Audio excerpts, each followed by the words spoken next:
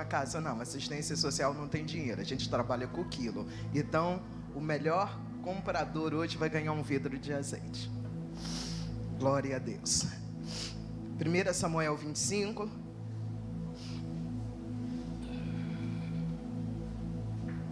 Um, 2 e 3. A morte de Samuel. E faleceu Samuel. Todos os filhos de Israel se ajuntaram e o prantearam. E o sepultaram na sua casa em Ramá. Davi se levantou e desceu ao deserto de Parã.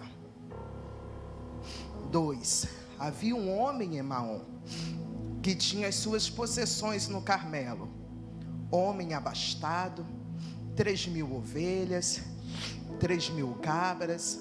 Estava tosqueando as suas ovelhas no Carmelo. Nabal era o nome deste homem, e Abigail, o nome de sua mulher. Esta era sensata e formosa, porém o homem era duro e maligno em todo o seu trato, e ele era da casa de Calebe. E você diz? Se assente, quem está em pé se assente, tem lugares aqui na frente, tem minha cadeira aqui disponível, você que se estiver sem lugar, isso, vai apertando, senta perto de alguém que não tem lugar, que está sem Bíblia. Glória a Deus. Essa palavra tem entrado ao meu coração desde o dia 23 de fevereiro. O presbítero Daniel trouxe um amigo para pregar aqui em uma quinta-feira, evangelista Jonathan Gama, né? Isso, veio pregar em uma quinta-feira e leu esse texto. E essa palavra está fervendo no meu coração desde aquele dia, desde aquela hora. E quando eu saí lá no estacionamento, eu falei para a diaconisa Beth o que Deus tinha falado no meu coração. Você se lembra, Beth? Então, desde aquela noite, o evangelista Jonathan Gama pregou aqui. Eu até brinquei, presbítero Daniel, quantos amigos chamados Jonathan você tem? Toda semana tem um Jonathan diferente aqui. E desde o dia 23 de fevereiro, essa palavra colocou, o Senhor enraizou essa palavra ao meu coração.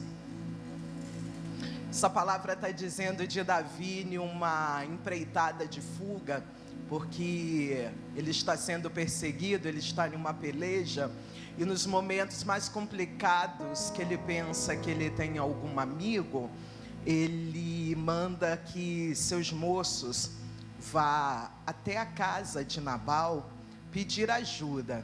Ele está precisando, ele está com fome. Ele se lembra de quando ele ajudou, ele se lembra de quando ele foi amigo, ele se lembra de quando ele estendeu a mão, ele se lembra de quando ele foi parceiro. E nos momentos mais complicados, ele recebe um não. No momento mais complicado, no momento da sua fragilidade, no momento da sua fraqueza, ele descobre que quem ele pensava que poderia lhe estender a mão é seu inimigo. Nós estamos vivendo em um tempo que muitos de nós temos passado por esses momentos, e a gente até diz que é nos momentos da dificuldade que a gente descobre quem são os falsos amigos e os verdadeiros inimigos. É nos momentos que mais a gente precisa que a gente percebe que alguns nos abandonam, que alguns nos viram as costas, e é exatamente isso que acontece. Ele percebe que em meio à sua dificuldade, Nabal se revela não como seu amigo, mas como seu inimigo. E hoje, estão se acomodando ainda? Você que está aqui hoje, você tem realmente conhecimento de quem é o seu inimigo? Você realmente conhece os seus inimigos? De repente a tua mente voa, porque você deve ter pensado no vizinho que varre lixo para a tua porta. Você está pensando naquele motorista que não para no ponto, está vendo você vindo correndo e acelera para não parar. Você está pensando no teu encarregado que não te favorece em alguns momentos, você está pensando em tantos rostos, em tanta gente. Não é nada disso, não. A palavra diz que nós temos um inimigo declarado e ele é Satanás. Ele é o inimigo das nossas almas. Ele veio senão a matar, roubar e destruir. Não é nada disso que você tem pensado até o dia de hoje. Nabal, o significado do nome de Nabal já era louco, insano. O texto mesmo vai dizendo que ele era um homem duro nas suas palavras. Esse era o inimigo carnal que Davi teve que enfrentar. A Bíblia diz para nós que a nossa guerra não é contra a carne nem contra o sangue, mas contra as potestades. É contra o nosso inimigo que está nas regiões celestiais. Esse sim é o nosso adversário, aquele que todos os dias brama como leão buscando a quem ele possa tragar. Ele não faz mais do que a sua obrigação, porque ele é destruidor desde o princípio, desde o início. Nós é que vacilamos, nós é que nós é que andamos desapercebidos. Nós é que levamos uma vida, né, de Alice no País das Maravilhas, andando no jardim encantado, né, arrancando pétalas, bem me quer, mal me quer, bem me quer, mal me quer, como se nada tivesse acontecendo. A palavra de Deus diz para nós que não é mais tempo, nunca foi tempo na verdade, já é tempo de despertarmos do sono. Daqui a pouco será lido pelo presidente ou por alguém que ele designar, a palavra dizendo que é por causa disso que há no meio de nós muitos fracos. Você esqueceu? É por isso que há no meio de nós muitos fracos.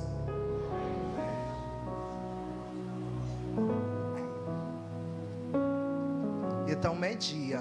Se há fracos, a palavra nos fortalece.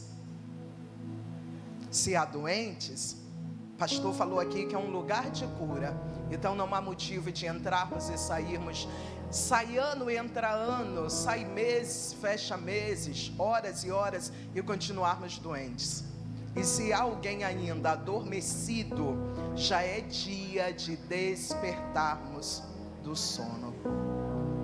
Você sabe exatamente quem é o teu inimigo? É Satanás. O nosso problema é que nós subestimamos o nosso inimigo. Nós subestimamos o efeito que o nosso inimigo pode fazer. O texto que nós lemos está dizendo que ele era duro e maligno em suas ações. Não está dizendo que o inimigo se levantou com uma atitude momentânea. Não está dizendo que foi um dia mau. Se falou que ele era, é porque esta era a característica deste inimigo. Não foi um momento, não foi uma cabeça quente, não foi um rompante, não foi um problema dentro de casa, não saiu preocupado, não saiu de cabeça cheia. Era característica desse adversário, duro e maligno em suas obras. O problema não é do inimigo, o inimigo sempre será inimigo. O nosso problema, o problema é nosso quando a gente não tem a maturidade. Não tem a maturidade para identificar as características do nosso inimigo. Existe o inimigo à espreita ao nosso lado a todo momento e a gente não percebe. Ele se revela para nós e a gente vai abraçando, vai acomodando, vai recebendo, como se nada tivesse acontecendo. Existem relacionamentos, amizades tão próximas de nós, que são características de inimigo, e a gente não percebe. Tem amigos próximos de nós que nos detonam. A gente pensa que é brincadeira, mas está te chamando de boba, está te chamando de burra, está falando que você não vai conseguir, para você não colocar a mão, para você não avançar, está dizendo que todo mundo conseguiu, mas você não tem habilidade, se você colocar a mão você não vai conseguir. E a gente não identifica que é amigo, que é inimigo. A gente está assim, é meu amigo, compartilho tudo com ele. Ele só quer estar do teu lado, usado pelo adversário, pela boca do adversário, para te detonar. Essa roupa não fica boa em você, esse cabelo não te serve. Você vai fazer isso, você vai fazer aquele curso, você vai entrar naquela faculdade, disfarçado de teu amigo, e você não consegue identificar. A Bíblia diz isso para nós, que é pelo fruto que se conhece a árvore. Não é pelo tamanho, não é pelo tipo da folha, mas é pelo fruto. E fruto, quando a Bíblia conversa conosco, ela está dizendo que é atitude, são atos. A Bíblia fala para nós, Apocalipse nos orienta, e o Senhor diz, te aconselho. Eu vou falar esse versículo em outros momentos. Ele está falando, eu te aconselho que de mim compre ouro refinado no fogo, vestes brancas para que cubra a tua nudez, e colírio para pingar nos teus olhos, para que veja. Às vezes, alguns momentos, e o pastor já me perguntou muito, quando eu peço, Senhor, abre a minha visão, abre a minha visão, abre a minha visão. Não é essa visão para ver anjo na galeria, anjo no bebedouro, demônio embaixo da mesa, não, nesse tipo de visão não. É visão para a gente perceber, é visão para a gente estar atento a todas as ciladas do adversário. É esse tipo de visão que a gente precisa ter para não permitir que o inimigo esteja tão próximo de nós. Você precisa ter esse tipo de visão. Há relacionamentos que se aproximam de nós, amizades, namoros que se aproximam de nós, e a gente pensa que alegra o nosso coração, alegra a nossa alma, adoça a nossa boca, é tão bonito aos nossos olhos, mas se nos afastar de Deus, se servir para te derrubar, se for caminho, acesso para te levar para caminho de abismo, é inimigo. Há portas financeiras que Deus precisa nos afastar, fechar, tirar de nós. Que isso? Fechar, tirar de nós, porque senão é porta parecida que é bênção, mas é inimigo. É acesso, é somente chave do inimigo. Se te diz para não obedecer pai e mãe, se te diz para seguir o teu coração, se te diz, a princípio o coração do homem é enganoso, é perverso, sempre vai nos levar a caminho de abismo, é boca de Satanás disfarçada de relacionamento e de amigo. Você se lembra disso? A palavra em todo momento vai nos falar disso. É acesso do inimigo. Já identificou seu verdadeiro inimigo e como ele pode fazer? Nabal, o inimigo, não falo mais em Nabal, sempre vou me referir como inimigo. O inimigo está se prevalecendo no que ele tem. O inimigo está se prevalecendo na sua força. Por quê? Porque ele tem 3.000 bois, 3.000 ovelhas, tem isso, tem aquilo. Ele está se prevalecendo em cima de quem é menos favorecido.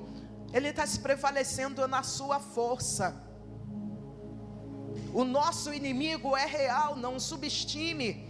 Ele está por aqui, são as potestades, são os dominadores, são as legiões, estão por aí, buscando simplesmente a quem lhe dê uma brecha. Ele não precisa de uma porta como aquela, ele só precisa de uma oportunidade, como um buraco de uma fechadura.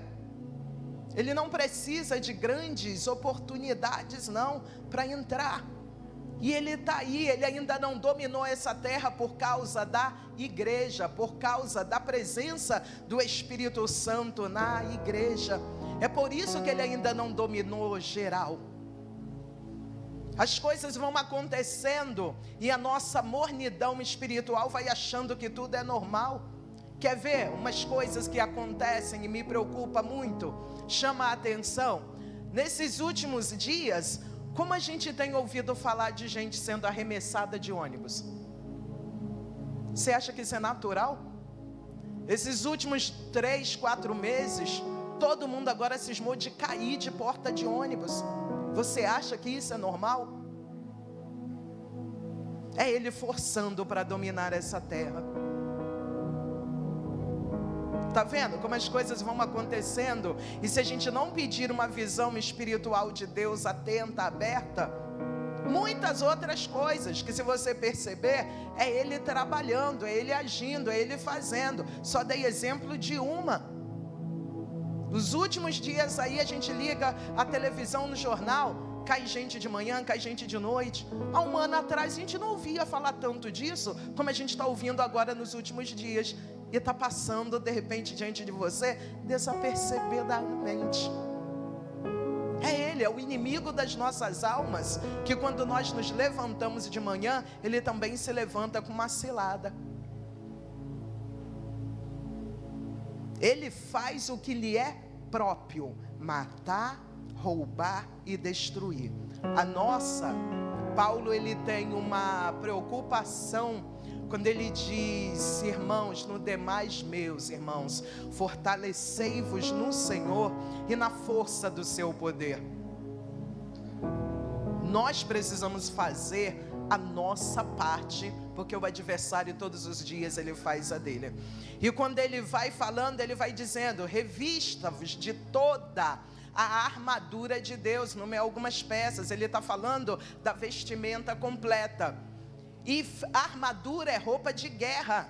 Quando é que eu vou enfrentar essa guerra? Todos os dias. O Senhor nos orientou, Ele nos advertiu. Ele disse: nesse mundo tereis aflições. As aflições são causadas pelo nosso inimigo. Ele já nos deu as armas espirituais. Ele já disse que enfrentaríamos aflições. Também nos disse que nós temos um Deus que nos livra de todas elas. Então, o que falta para nós nos levantarmos? Para nós sairmos desse tempo de mornidão?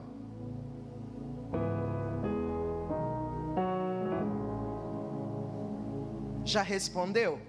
Já respondeu aí na sua mente? Porque cada um sabe onde é que precisa se transformar. Cada um sabe onde precisa mudar. Cada um sabe onde precisa reagir.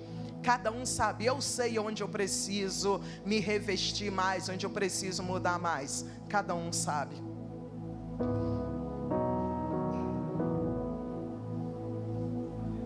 Davi está em uma fuga, mas ele sabe que ele tem um propósito. Ele sabe que existe um propósito estabelecido sobre a vida dele.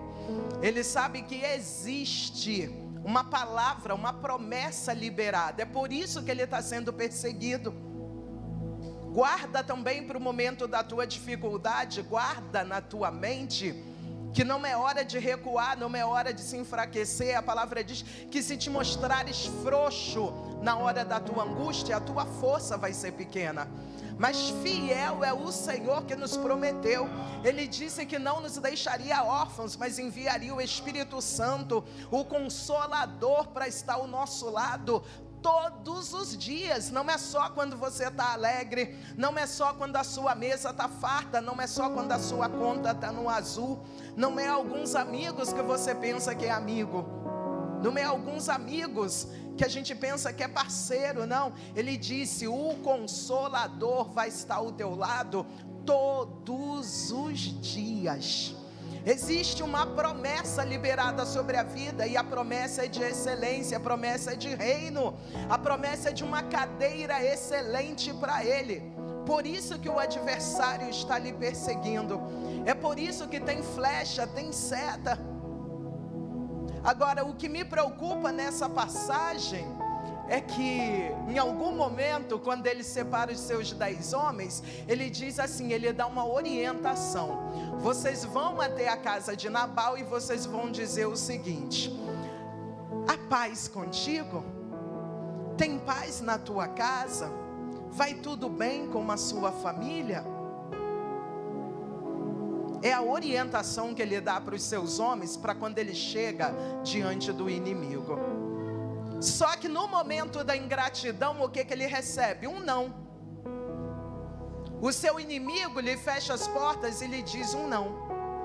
O nosso inimigo, a palavra diz que ele é mentiroso. O inimigo lhe pergunta, a pergunta que é feita aos servos é a seguinte: quem é Davi? Quem é filho de Jessé? Como ele não conhecia? Não conheço, não sei quem é, não sei do que se trata. Eu não trabalhei, eu não estou criando as minhas ovelhas, eu não estou separando a minha lã para dar a qualquer um foragido. Deve ser algum fugitivo, deve ter saído fugido do seu senhor, e eu vou tirar o que eu tenho para alimentar qualquer um forasteiro? Mentiroso, ele peca desde o início, e ele é pai da mentira. Ele tem uma filha, é a mentira. A mentira não é de Deus. A gente já se associa aqui. O que leremos daqui a pouco em Coríntios vai dizer que é por causa disso. Por causa disso o quê? Às vezes a gente está doente, enfermo, fraco, dormindo, físico ou espiritualmente, porque abrimos legalidades para algumas mentiras. A Bíblia fala isso para nós, que os tais que cometem tais coisas têm como seu pai o diabo. Não existe mentira pequena, mentira grande, mentira branca, não existe nada disso. Mentira é mentira, e ela só sai de uma fonte: Satanás. Não existe nenhuma associação da treva com a luz. Não existe nenhuma ligação de meia verdade e meia mentira. Espiritualmente não existe o copo meio cheio e meio vazio. Se é mentira, é orientação de Satanás. Se é mentira, só saiu de um, que é o pai da mentira, e é o inimigo. E a palavra diz isso, que os tais que cometem tais coisas têm como seu pai o diabo. Palavra é séria, muito sério. É muito sério. Eu posso estar falando devagar, eu posso não estar gritando, porque a intenção da palavra não é te impressionar, é fazer com que você tenha entendimento desta palavra. É fazer com que você lembre-se aonde está vacilando, onde caiu, e se arrependa. Arrepender é mudar o curso, é pegar o primeiro retorno e voltar onde caiu e se levantar de novo. Examine-se, pois, o homem. Examine-se, pois, o homem a si mesmo. Quer ver outra mentira? Eu falo muito aqui na classe das irmãs isso. É uma mentira que Satanás jogou e nós abraçamos, e a gente vai falando ela. Eu escuto isso desde pequenininho. Examine-se, desde pequeno, examine-se, pois, o homem a si mesmo, e assim... Você esqueceu o texto de novo? Examine-se, pois, o homem a si mesmo, e assim... Quem falou que você se examinou e pode suspender a sua Santa Ceia? Não. Examine-se, pois, o homem a si mesmo. Quando se achar em erro, conserta. Não venho hoje porque eu estou chateado. Aí no outro mês Satanás descobriu, achei a chave. Ai, mas eu não venho porque eu me chateei com meu vizinho, me chateei com o patrão, me chateei com meu marido. Não vou falar aquela frase hoje não. Me chateei com meu marido. Satanás descobriu. Ah, a chave então está aí. Mês que vem de novo vai ter. Quando nós quebramos a aliança da Santa Ceia, ele falou: fazei isso em memória de mim, até que eu venha. É uma aliança nossa com ele. E Satanás colocou essa mentira em nosso meio. A Bíblia fala para nós: irai-vos, mas não pequeis, e não deixe que o sol se ponha sobre a vossa ira. O que ele está falando com isso? Aconteceu, dá um jeito de resolver. Corre rápido e resolve. não deixa criar raiz de amargura. É isso que ele está dizendo, mas não permita que a aliança, que a comunhão seja quebrada.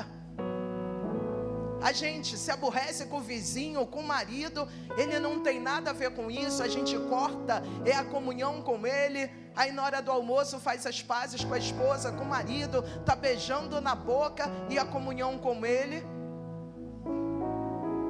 Estou mentindo?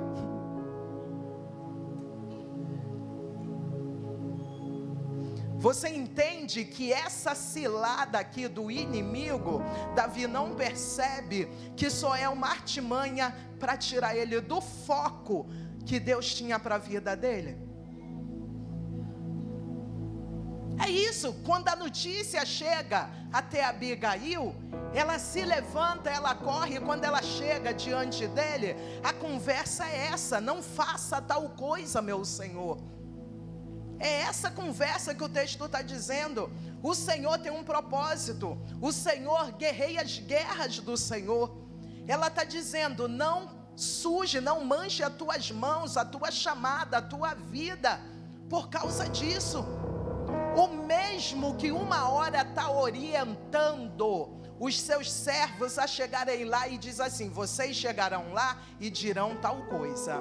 Há paz na sua casa, há paz contigo, tem paz na tua família. É o mesmo que não reconhece uma cilada e no mesmo instante o que ele faz? Espada. Mas não era o mesmo? Será que nesse tempo de maturidade nós já temos essa estabilidade para entender quem nós somos? Será que nós já adquirimos essa maturidade? Porque a gente sai de casa em uma adoração, no meio do culto, se a coxinha veio mais queimada. Semana passada aqui no culto foi engraçado. Parece que só eu percebi que era uma peça. As irmãs aqui se desentenderam. Teve gente que foi embora com a pressão alta, passando mal. Todo mundo. Eu falei assim: ué, gente. Aí incrível que terminou o culto, teve 2 problemas lá fora. Eu falei assim: ué, ninguém subiu a pressão.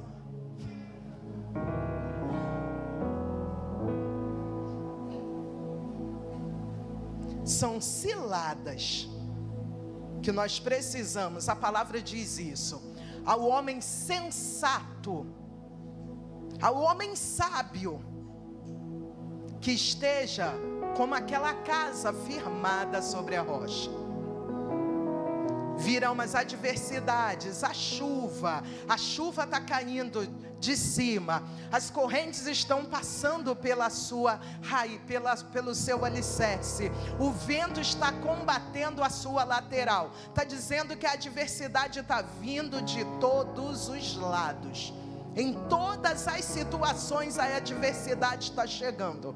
Mas ele está dizendo: o louco, o insensato, é aquele que na situação, aquela casa que parecia estar tão firme, ela é levada, e a Bíblia diz que dura foi a sua queda. O outro parece conosco. A mesma casinha, feita pelo mesmo material, comprado na mesma loja de construção, a mesma medida, a mesma quantidade de concreto. Veio vento, chuva, as correntes passaram também, mas ela estava firmada sobre a rocha. Como estamos estabilizados diante das ciladas do nosso inimigo? É em um instante, é uma palavra aí, a resposta voltar. Quem estava falando de paz, orientando os outros a ter paz, a falar de paz, a perguntar sobre paz, já está falando: vamos lá agora e vamos matar todo mundo. Como estamos estabilizados? Porque aqui no culto, olhando daqui para lá, eu até brinquei aqui, né? Um desses dias aí dando ensinamento. Dei parabéns à mídia, na pessoa da pastora Fabiana, a todos os fotógrafos. É tão lindo, porque daqui a pouco, no fim da tarde, né, a mídia já vai ter, né, trabalhado, editado as fotos. São fotos tão lindas. Todo mundo assim de mãozinha adorando. A gente sente uma presença de Deus nessas fotos. É todo mundo de mão para o alto, é todo mundo adorando, é todo mundo chorando. É incrível, no Face, no Instagram, não tem ninguém no telefone na hora da palavra. Não tem ninguém enquanto a igreja está orando. Não tem ninguém sentado mexendo em telefone, pensando na morte da bezerra. Só que a palavra diz para nós: hipócritas, mentirosos. É o próprio Deus que diz isso. Hipócritas significava, Hipócrates em grego, atores de teatros, atores que se apresentavam nos palcos, como a gente vê hoje nos filmes, nas novelas, nos Velozes, né? Até falei aqui, foi o exemplo que eu dei, o Velozes e Furiosos, que lindo, né? O ônibus está caindo, ele pula do outro lado, passa para outra ponte, agarra a mulher no alto, cai por cima do outro carro. Show! Manda ele fazer isso sem edição, sem dublê. Manda ele fazer isso sem salário, sem ganhar. Ganha para fazer aquilo. E o Senhor, quando está dizendo isso na sua palavra, Ele está dizendo: esse povo me louva apenas de lábios, mas seu coração está longe de mim. Como nós temos nos posicionado?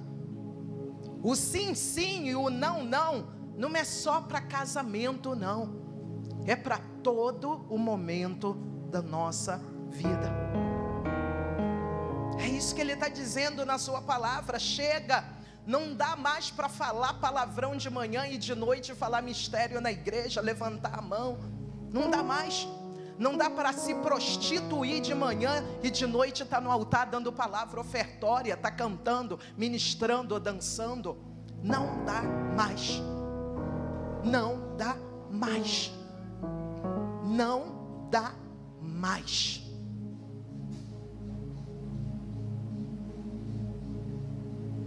Não dá.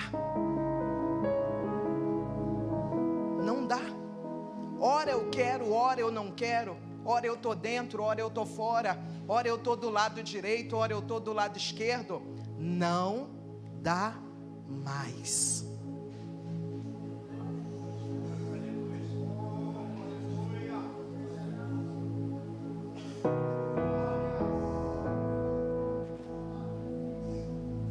A Bíblia nos orienta, diz que aquele que se alistou, é bom que não se embarace com as coisas dessa terra, com as coisas desse mundo. Alistamento é voluntário. Pastor não acordou, não foi lá na tua porta, não te buzinou, não amarrou uma corda no teu pé e te forçou a vir aceitar Jesus, não. É voluntário. O próprio Cristo disse: aquele que quiser vir após mim, renuncie-se a si mesmo. Não dá, a porta é estreita. A porta é estreita. As nossas bagagens, as nossas mentiras, os nossos enganos não vão passar por ela. Lamento muito. Ou abandona agora, ou vai ficar do lado de fora. Ou deixa agora, abre mão agora, ou vai ficar do lado de fora. A menos que você não acredite que isso aqui é verdade. A menos que você esteja pagando para ver se isso aqui é brincadeira, se foi digitado pela secretária lá na secretaria.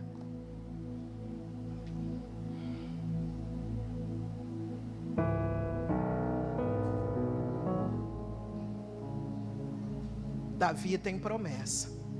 Por muito pouco, por um ímpeto carnal, por muito pouco, toda a sua história, toda a promessa, todo o legado, por muito pouco é posto a perder.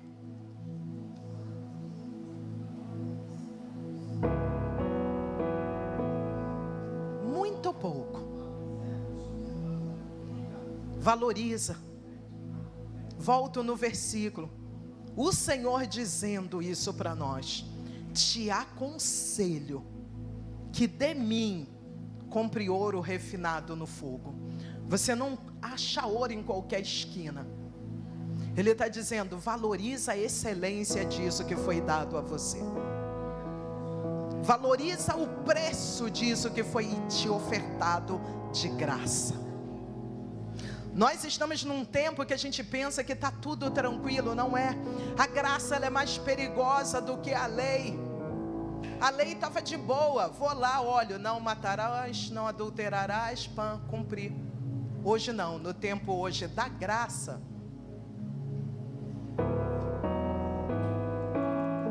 pensou, já era. Sentiu, nem falou, mas está aqui no coração, já era. O mesmo acesso que o sacrifício da cruz nos deu, o mesmo acesso, o mesmo véu que foi rasgado de alto a baixo, e hoje nós temos livre acesso para termos a presença dele, para ouvirmos a voz dele. Só que a gente só quer o benefício, mas não é bem assim. Tem o benefício, foi dado de graça para nós, foi nos dado de graça, mas ele pagou esse preço. Nós não podemos pregar, ministrar palavra nenhuma sem nos lembrarmos do sacrifício da cruz, sem nos lembrarmos que alguém verteu por nós, nos amou primeiro. Não aqui hoje bonitos, vestidinhos, perfumadinhos, não, mas no nosso vil estado de pecado ele nos escolheu e nos amou. Alguém pagou esse preço por nós, alguém apostou por nós. Deus amou, me amou, te amou primeiro. Deus nos amou de uma tal maneira, tão grande, que entregou o que ele tinha de mais precioso, Jesus. Te aconselho que de mim compre ouro refinado no fogo. Valoriza. Se é para ser, seja de verdade. Se é para fazer, faça de verdade. Ele conhece as nossas limitações. A palavra diz isso para nós, tendo pouca força. Não nega o nome, não. Não nega, não. Seja Abigail de verdade. Separei Nabal como inimigo, mas também separei Abigail como igreja. Eu não, o Espírito Santo.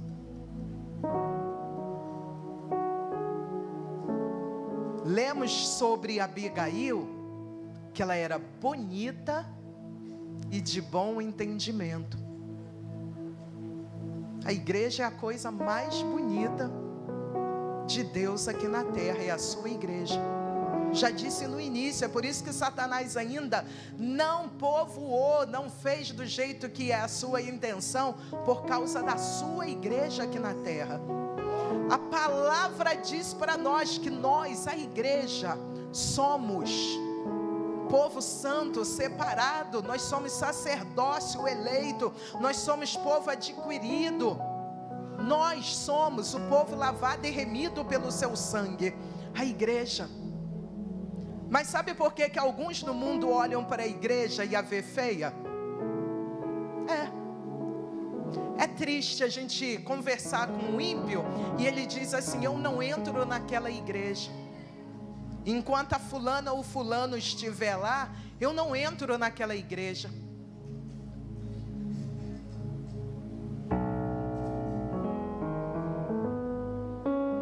Para ser crente daquele jeito, é melhor não ser. Mas o Senhor está dizendo a respeito, a palavra está dizendo que as portas do inferno não prevalecem contra a sua igreja. A gente chega aqui, eu valorizo sim a oração, eu valorizo estar aqui no altar, eu valorizo palavra. Me deixar irada é me chamar na hora da palavra. É aqui na igreja que nós nos fortalecemos, é a comunhão, é a oração.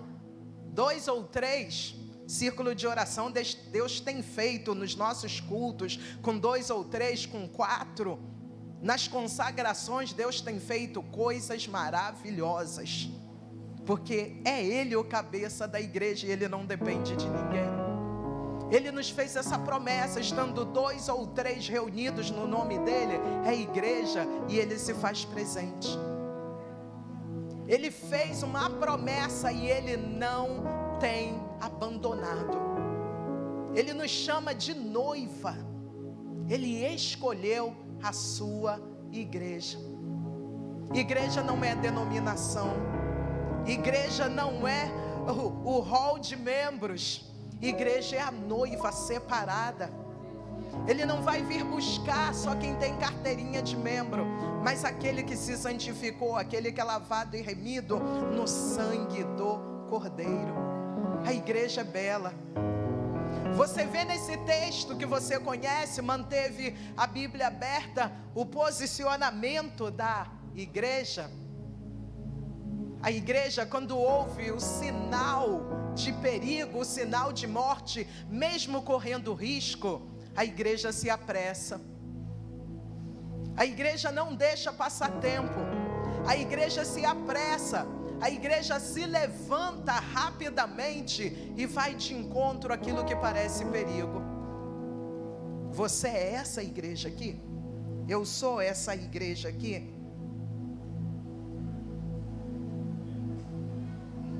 Você está pensando?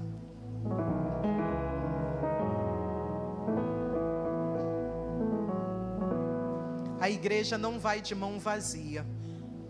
A igreja pega o seu jumentinho, ela coloca 18 pães, versículo 18 aí, ela coloca 200 pães, 2 odres de vinho, 5 ovelhas guisadas, 5 medidas de trigo tostado, 100 cachos de passas, 200 passas e figos passados. A igreja não vai de mão vazia. Olha para quem está aí do seu lado e pergunta aí para a igreja que está aí do seu lado: cadê o seu alimento? Não, fala com força, fazer igual pregador de verdade. Pergunta assim com voz de profeta, estende o dedo para ela. Pergunta para a igreja aí do seu lado: cadê o seu alimento?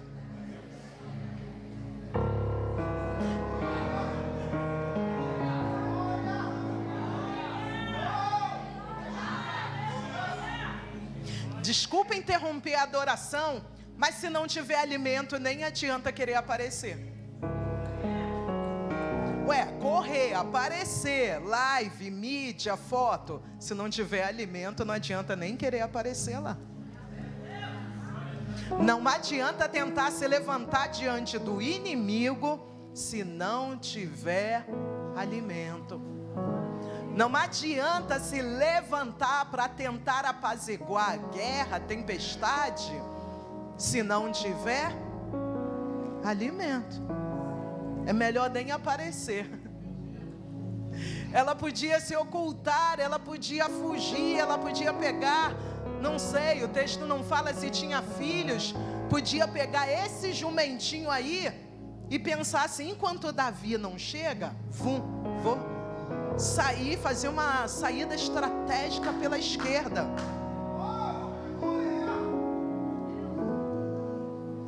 Se apresentou, mas não foi de mão vazia, levou alimento. Alimento aqui é fruto, estou te falando. Se não tiver fruto, se não tiver os figos, se não tiver as passas, se não tiver, é melhor nem aparecer. Mas não estou te orientando a fazer como avestruz, não, cavar um buraco e se esconder, não. Estou te falando, reage hoje. Se não tem alimento, ele é fonte para te encher nesse lugar.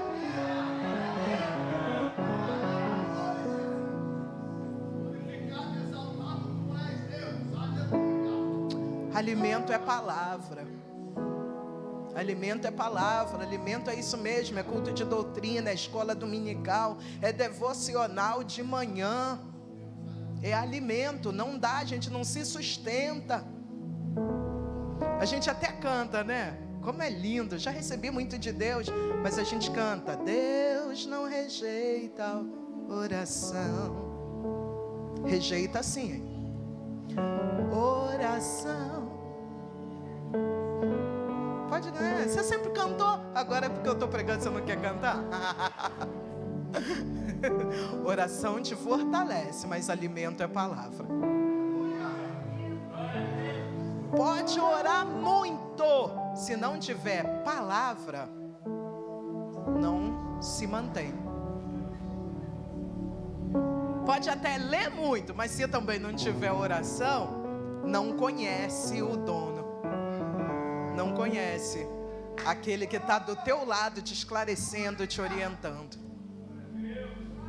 Se você é igreja, tem que ter alimento, e o alimento é a palavra. Tem que ter. Já caminho para o final, porque você está ansioso pela comunhão. Vamos dar um salto. O 38 diz que Abigail corre em casa, encontra Nabal festejando um banquete como um banquete de rei. Olha o inimigo comemorando. O inimigo está festejando. E aquele dia, com muita sabedoria, ela não diz nada, mas pela manhã ela conta o que aconteceu. E ele fica em choque, o seu coração fica como de pedra. E o 38 está dizendo que passando, e aconteceu que passado quase 10 dias, feriu o Senhor a Nabal, e este morreu. Deus ainda fere, Deus ainda mata. O nosso inimigo está sujeito debaixo dos pés do nosso Senhor. É Ele, a estratégia dela é resolvida na humilhação, na prostração diante dos pés. É entrar na brecha. Quem guerreia as guerras da sua igreja é o Senhor. A Bíblia fala isso para nós. Apocalipse 20, 14 está dizendo isso. E a morte e o inferno foram lançadas no lago do fogo. Esta é a segunda morte. O nosso adversário já tem tempo. Essa guerra que nós enfrentamos aqui, e alguns ainda não têm a maturidade de entender, é porque ele sabe que o seu tempo está chegando. Ele sabe, ele tem consciência disso aqui, que para ele é fogo e eternamente. Só que ele não quer ir só. Ele quer nos levar, nos arrastar para o abismo com ele, porque nós somos